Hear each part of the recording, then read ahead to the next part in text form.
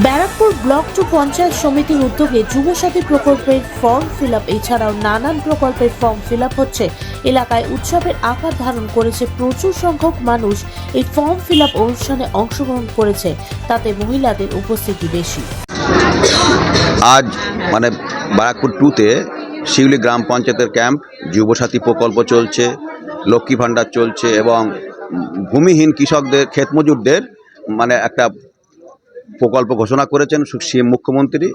সেই প্রকল্পের কাজ চলছে। প্রচুর মানুষের ভিড়, প্রচুর মানুষ জমায়েত হয়েছে। আমাদের মধ্যে উপস্থিত আছেন শিউলি গ্রাম পঞ্চায়েতের এক্সিকিউটিভ অ্যাসিস্ট্যান্ট, কৃষি কর্মাধ্যক্ষ, কৃষি সঞ্চালক সঞ্জীব ঘোষ, তারপর অপর্ণা সর্দার, আমাদের সব পঞ্চায়েতের কর্মচারীরাও উপস্থিত আছেন। প্রচুর মানুষের ভিড়।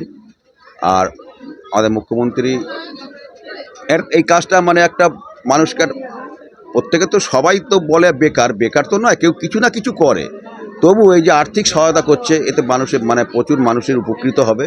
এই 1500 টাকা, এই 1500 টাকাটা কতটা কাজে লাগবে আপনার মনে হয়? কাজে লাগবে তো, অবশ্যই কাজে লাগবে। 1500 টাকা তার নাও শুধু নয়, 18,000 টাকা বছরে।